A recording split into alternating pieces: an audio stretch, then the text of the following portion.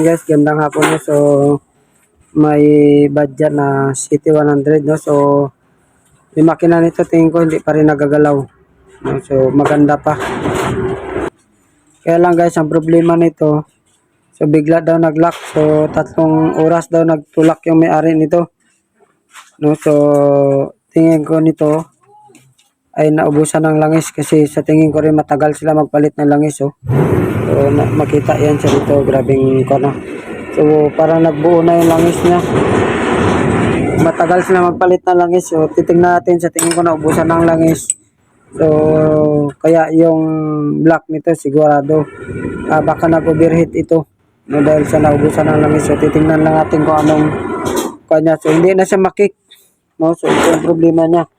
So yan yung dapat na iwasan natin, yung matagal tayo magpalit ng langis. So yan o, grabe yung buo-buo na yung langis niya. So bihira nga lang din daw siya gamitin. Kaya lang siyempre pag nagamit ng langis tapos may standby siya, nagkakaroon na siya ng lugdang, yung mga kinainan niya na bakal na gear. So yun yung nagiging cost na nagabuo-buo siya tapos gagamitin na naman siya ulit. So mas maganda na kahit bihira siya gamitin, basta mas maganda monthly nag-change oil talaga.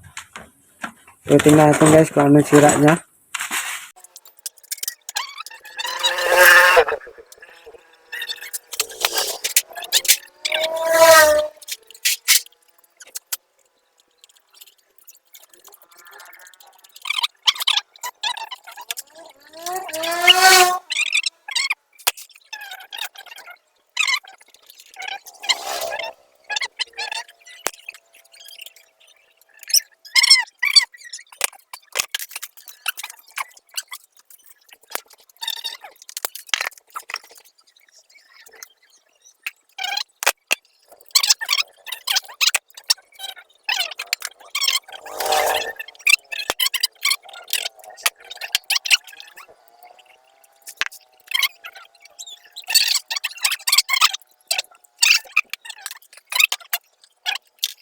Hindi kamera talaga.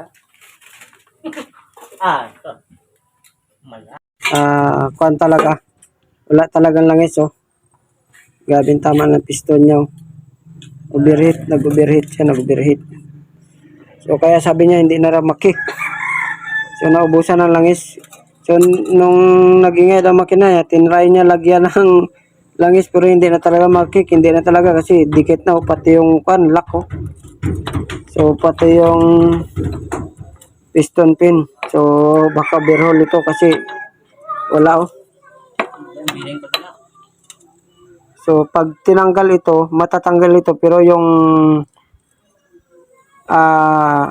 connecting rod niya, so diferensyado na ito. So hindi na matanggal oh. Tigas na, hindi na magalaw. Dapat magalaw ito.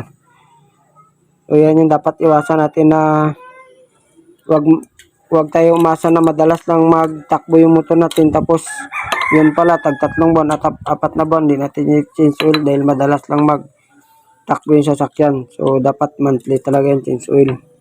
So tumigas na yung pati yung dito nyo. Sigurado guys, overhaul talaga to.